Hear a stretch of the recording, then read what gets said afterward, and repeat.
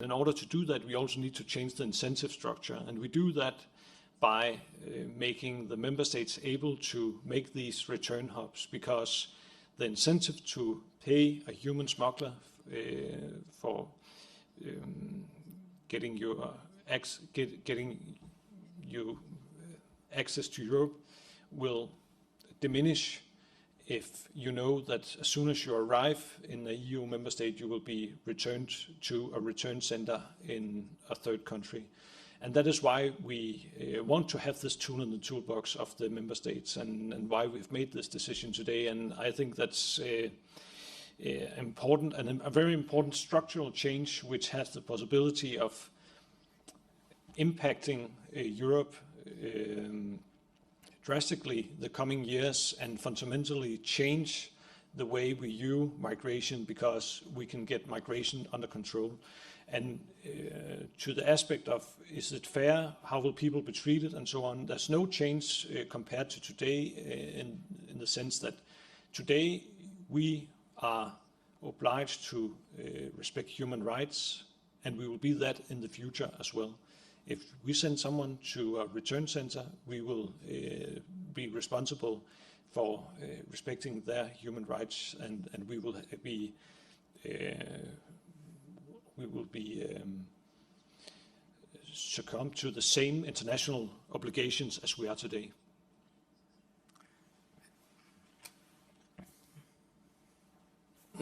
Alex Maxia from a Swedish newspaper, Göteborgs-Posten. I was wondering about the definition of safe countries. Who decides on that definition? And some of the countries mentioned in the list are not the most friendly for journalists, for example. They are on the red list of Reporters Without Borders in terms of press freedom. Is there a risk that sending people to these safe countries, that they could end up in trouble, and that it would be ultimately the European countries sending them there as responsibility for that? If I may start, there was a very close assessment of this. You're talking about the safe countries of origin, I remember, because there's the list. There was a very close assessment by the European Union Asylum Agency, who assessed it very closely, advantages, disadvantages, and then made a proposal. So we didn't decide, just the two of us, but that was, of course, assessed in a very professional way. Also, IOM, UNHCR are looking into it, of course, so this assessment is really very strong, and I can assure you that we really looked into that all together, and but especially the international organizations and the experts.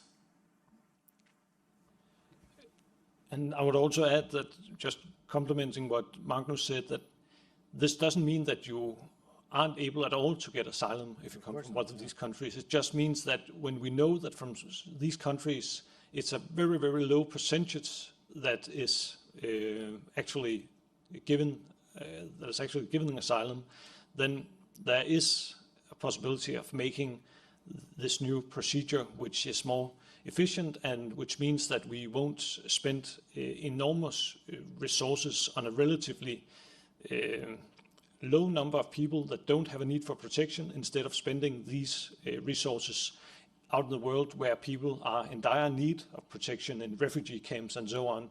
I think also in this aspect, this initiative is a more humane approach to handling people in need than the current situation. More humane and more effective and efficient, and because it's still, of course, it's still an individual assessment also for each person. But if you're from a safe country of origin, then of course the whole procedure can be quicker, because, as you said, the numbers were low already, so it makes it more efficient. Time is running fast. How many questions do we have in the room? Already 3. Anna, please.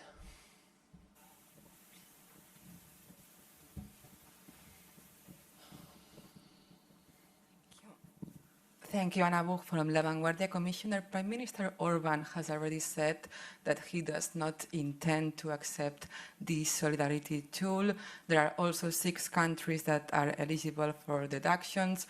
So how are you going to really assure that the relocations will be implemented? Thank you.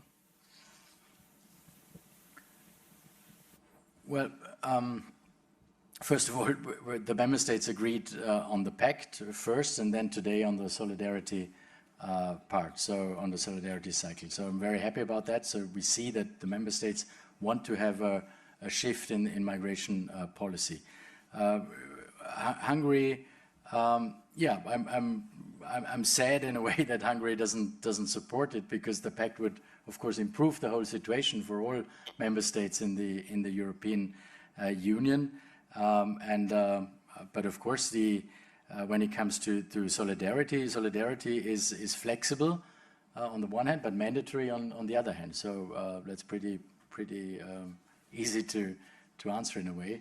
I think it's an advantage for all member states. It's an opportunity to make our whole migration and asylum system more effective, more efficient, faster, fair and firm.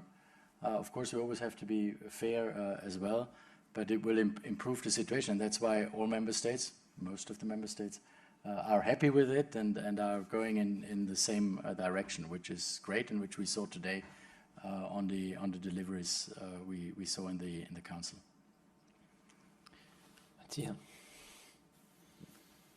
Yes, hi, Mattia Bagnoli, ANSA, the National Italian News Agency. I want to ask you a broader question, because in the famous national security document that the US published, there is a reference to, more than one actually, but there is a reference on European migration. And it is said that some countries in 20 years may be ethnically un-European or less European, and so maybe not reliable as an ally. I was wondering if you share that assessment, that the risk is that high, and so this is one of the reasons that the EU has to intervene so strongly. Thank you.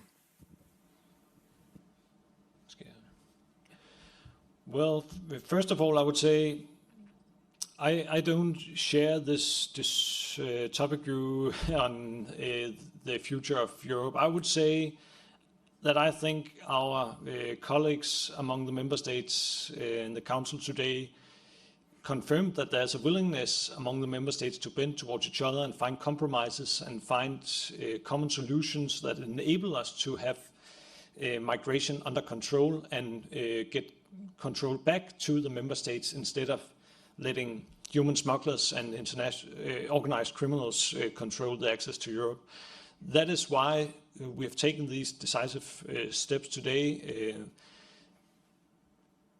It hasn't been easy to get this long, but I'm certain that what we have paved the way for today is a fundamental change when it comes to migration to Europe, and I am sure, I feel secure that this is also what is expected from our populations. I think it's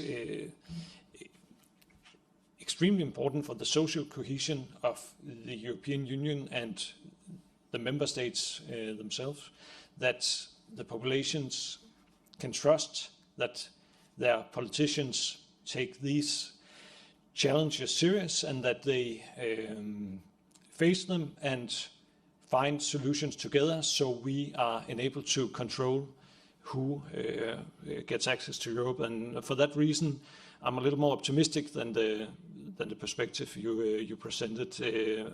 Apart from that, that this was not a direct comment on any report or anything. It was just trying to answering the perspective you presented. Yeah, and we just have to do our homework as a European Union, and that's why we delivered this big reform, very big reform on migration and asylum, this shift in migration policy, which started a year ago, or even more than a year ago, and where we delivered today. It's about delivering. We take it seriously, as you mentioned, Rasmus, and we just have to do our homework to bring our European house in order. that's what we are doing, focusing on our challenges, and I think today is a very good day, which shows that we can deliver as a European Union. We have time for one last question. Please, the gentleman there. Thank you very much, Roland Papin Nipsava. I would like to go back to Hungary and from the Council. Do you think it undermines the solidarity that Prime Minister Orban already said that he will not implement this? And to the Commission, I mean, yes, you said it, that you're sad, but at the end of the day, the Commission, it's the Commission task to make sure that these rules are enforced. So how can you make this happen? Is it through infringement, which might take many years, which does take many years?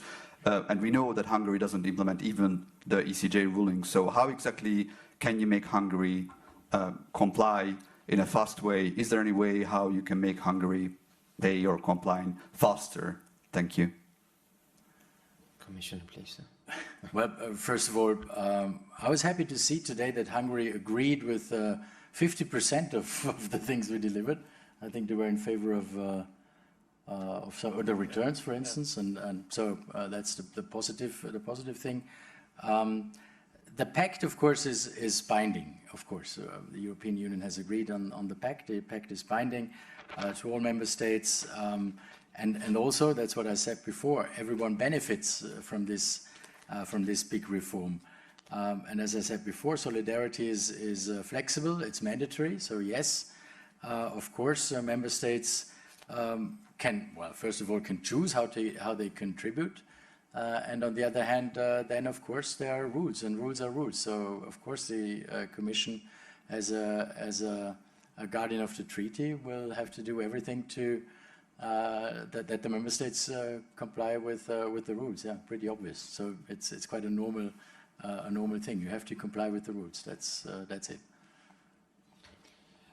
I don't have that much more to add than what Magnus already said, and I would just say that I think some of the decisions that we've taken today cannot be evaluated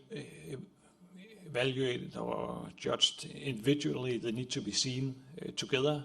They balance each other, and when we adopt the solidarity concept, it has to do with that we at the same time have taken these decisive steps when it comes to return, safe countries of origin, and so on. All the decisions made today that will enable the European Union member states to be able to control who gets access to their countries. And that is the other side of the coin, and that is what balance that we have the solidarity part as well. This concludes the press conference. Thank you so much. Thank you so much. Thank you. Thank you.